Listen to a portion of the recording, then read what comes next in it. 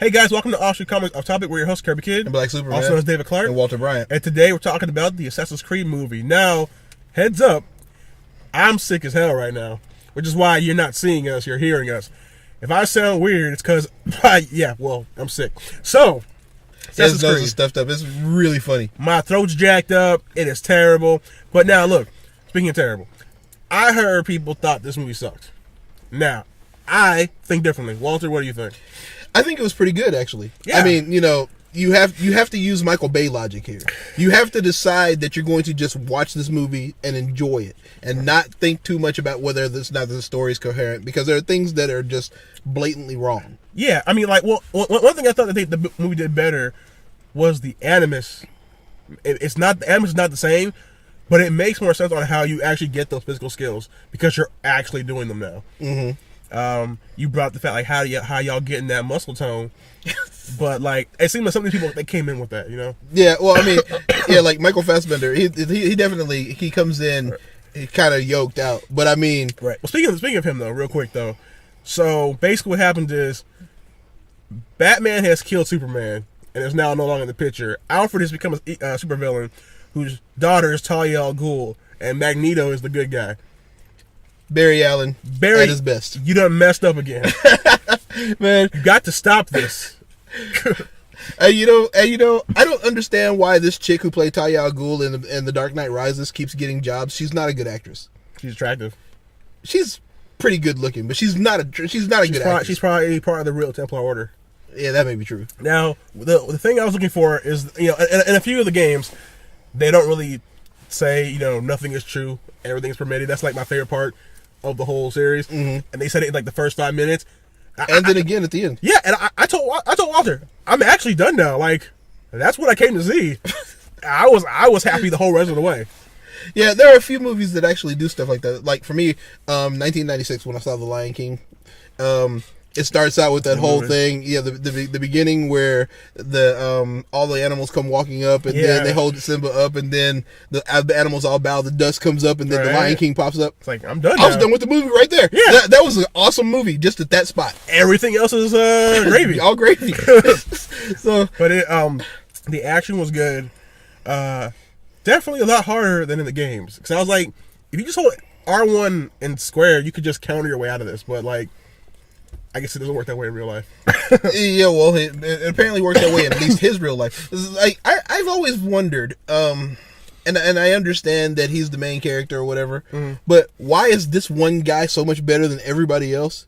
Because he gets surrounded by the same people who murdered everybody, and he kills all of them, and he gets like a scratch, a paper cut, like right on the jaw. If they had explained that he was in the line of Altair, which they didn't, that would make sense. But it looks like he might be in the line of Edward Kenway from Assassin's Creed 4 Black Flag, which I have not played yet. It's in plastic at my house still. I have it also, and I also haven't played it.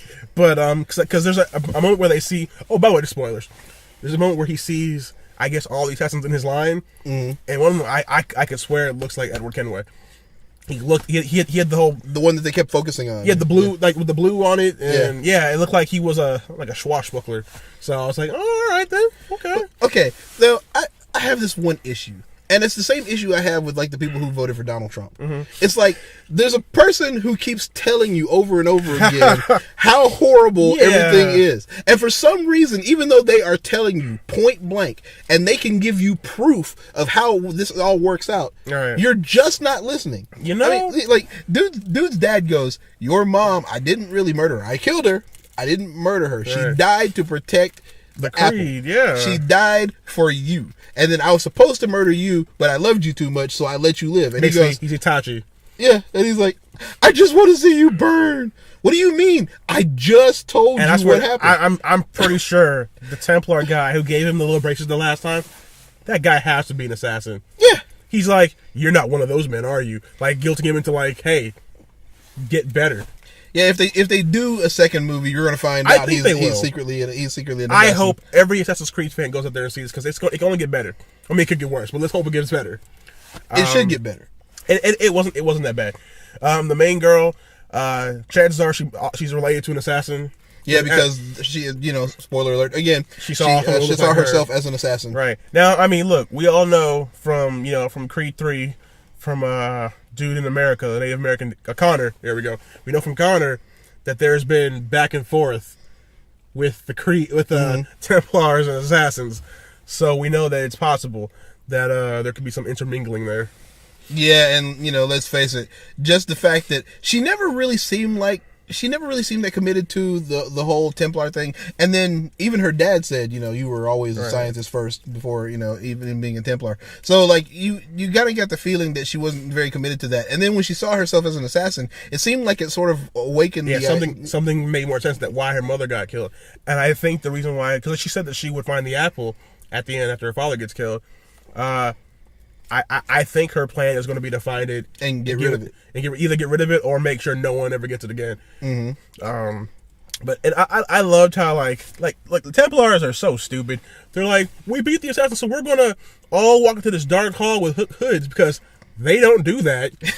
And then they just straight up walk in. I'm like, y'all all about to get murdered right now. Dude, and then there was that's Bane moment where he walks up and he just slits dude's throat, and they're like, yeah, you just watched him do this. Like, there was a room full of people and you all just sat there and watched him kill people. No one has guns. No, y'all just let me die for real. Now I was hoping that they would do the whole Requiesca Tempache thing, but they didn't. But it's okay. There's time for that in the next movie. Which, by the way, Ubisoft, Altair and Ezio are the only ones we care about. Just, for the next time.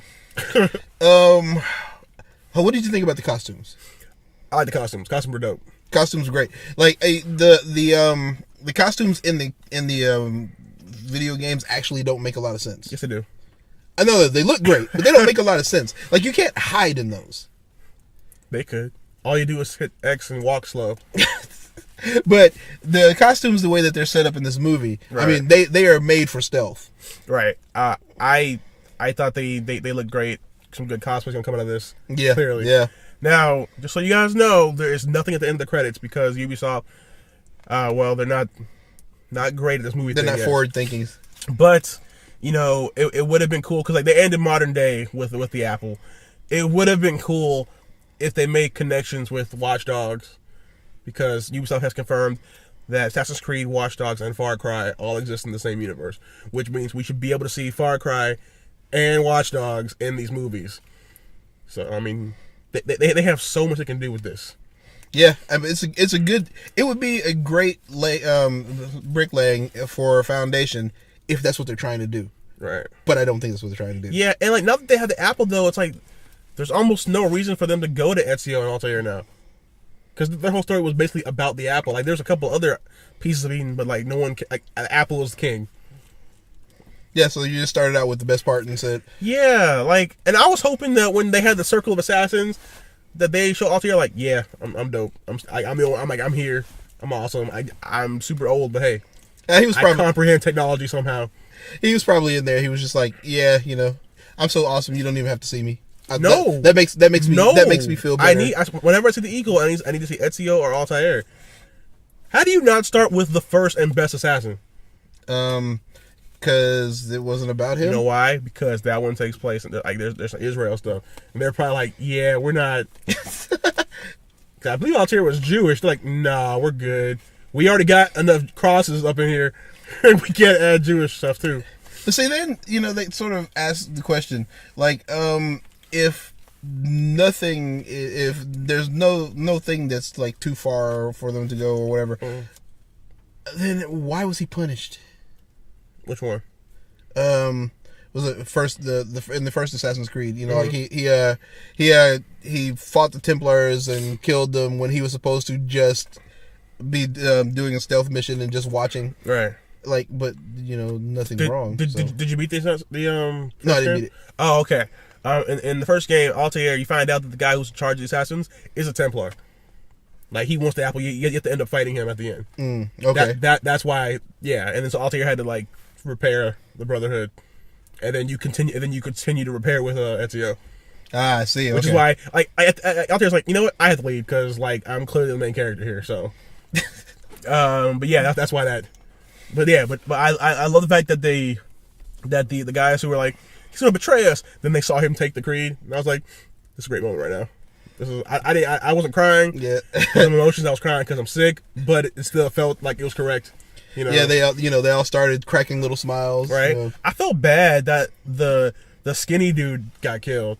I didn't. You didn't? I thought he needed to die. What? See, I have this problem with people who just assume you're going to be a jerk.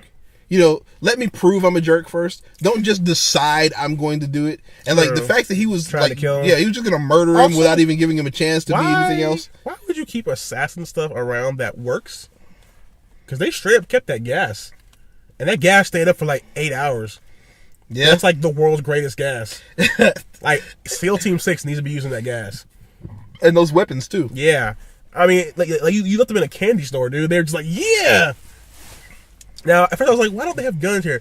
But it kind of makes sense that they only have, like, stabby weapons because you're trying to keep the people alive to use them for stuff, so you don't want them to be dead from a ricochet or something. And also, you know, if you're walking around with guns, the same people that you just told you're not a prisoner here and everything is cool. Right, but why you have guns though?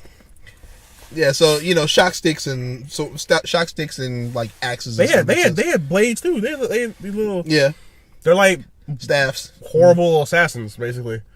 They were terrible. They were god awful. And realistically speaking, I've always had the same problem with action movies. If 36 guys run into a room and they all get killed by this one dude, why am I number 37? Well, I'm not going in. I think the problem with the Templars, though, is that unlike the Assassins where it's like you have to be part of the bloodline, I think Templars just make use of anybody. So, like, the people at the top are the bloodline, and they can use the apple, and they have their own version of Eagle Vision or whatever, but the grunts are always just regular people that they just promise power. But it's like, think about this, though. If they're going to take free will, then when they get what they want, they don't have to fulfill any promise to you because they're going to take your will away. Yeah, but see, I don't think that those people know that the free will is what the end game is. I don't know. Why would you? Look, if you and I were getting ready to take over the world, right? Why do we tell the people who are going to step on what the end game is? People are foolish enough to believe that they're going to be on the other side of it. Remember, someone ate the apple. We had perfection, and someone was like, "Nah, we're good. I'm gonna go ahead and ruin this." People make dumb choices all the time. It's true. That's true. That's true. No one can outdo humanity in stupid. That's true. And then you ever wonder why, like, you know, the most powerful person, the one person who you can oppose is always who can oppose somebody is always the person that gets the second in command. It's like, you are the most powerful person here. You can be my second in command. And he goes, yeah, or better option, I can kill you and have it all. That's exactly the best option. Except for Starscream. He just... But see, Starscream is really powerful. He's not. He is. He's really powerful, except for next to Megatron. He's terrible. It's just that Megatron is so much more powerful than he is. It really makes Starscream look weak. He's like a whiny little punk. He's a really powerful whiny little punk. He can turn into a jet and he still cries. Like, come on. Get it together. You can fly. Megatron is a gun, bro. Come on. But I mean, look, when you look at that though, it's like Starscream is like Mike Tyson now, and Megatron is like Mike Tyson in his prime. Yeah, it ain't never gonna work. It ain't never gonna work, Starscream. But I think Assassin's Creed worked. Yeah, it was a good movie. For a video game movie, I think this was great. See, like, you know, Lara Croft Tomb Raider. Mm-hmm. I don't think that was a bad movie. I liked Lara Croft Tomb Raider, but it wasn't a great movie. Right. It was a decent movie. It had a pretty good premise, and you know, at that time, Angelina Jolie was really freaking hot. Right. So it worked. I thought it was great, and I thought there was a good mix of past and present. I like how they kept showing back and forth. They basically showing him training, and it makes sense that Abstergo would get broken out of. Yeah, because. Like I said, we're feeding the beast. We're making him an assassin. He was fine before he came here. Yeah, but then, like, and that part of that's her dad's fault too, because you just basically pushed him into taking the training and taking the creed, and you made him understand why he had to take the creed. And dude, like you just said earlier in the movie, you've always been smarter than me. If your daughter is smarter than you, then do what she says. Do what she says. She done got you this far, and now you dead with the apple in your hand. Like an actual apple that he bought from like the 99-cent store. That was funny. The golden apple sitting there in his hand. I was Right. like, I was like, dang, that's jacked up. they But clout you. they just, come on, guys. Come on, Templars. Don't get together. That'd be bad. That'd be really bad. But I like Assassin's Creed. You guys should definitely go see it. Any other thoughts on it, Walter? Yeah, it's definitely worth your time. It's a good movie to go sit down. Don't expect too much in the way of, I don't know, cohesion in the story. I mean, no, that's wrong. There's good cohesion in the story. The story makes sense, but it doesn't like flow linearly, and that's fine because you're going back and forth. One of the things that took me out of the movie though was when they kept popping out of the animus and back into real time, and then showing him. I mean, I get what they were trying to do. So like halfway through the movie, I appreciated it. In the beginning, it did take me out though. But I realized, oh wait, no, they're trying to show he's doing this in real life. Like, so when he does it at the end of the movie, you're not gonna be like, no. Like you think like he can do it. He can really do it. Yeah, and I wish they the did leap a of little faith less, thing. That leap of faith thing was pretty cool. When he broke the animus. Yeah, I would never do that though. I'm sorry. They're like, come on, you're an assassin. No, I'm a Templar now. Shoot, because Templars don't do. You see, that one Templar guy on the horse. He's like, nah, I'm staying on the horse. And he just rode along behind him, and he was like, okay, eventually you're gonna get tired. Now, one thing I thought was totally unrealistic, and that took me out of the movie completely. Did you see when they were doing all the parkour stuff, when they wanted to go a direction, and then they went that direction? Mm-hmm. That is not Assassin's Creed. You try to go up a wall, and you end up sitting on the bench somewhere. All right? Those controls do not work that smooth. I was like, that would never happen. Look at you going from roof to wires. That took me out of it completely. I didn't believe it. But other than that, I thought it was a great movie. Running across the clotheslines was pretty cool. It was dope, which would never happen in the game. You'd fall through it and go to your death. It just, well, anyways, though, I liked it. Ubisoft. Get us a Far Cry movie. Get us a Watch Dogs movie. And please get us more Creed movies. And if you need help, which you do, call us. Yeah, because we got ideas already. Like, we can make this world so great. Yep. We can make Ubisoft great again. Until next time, guys, we've been your hosts, Kirby Kid And Black Superman. Have a Merry Christmas, guys.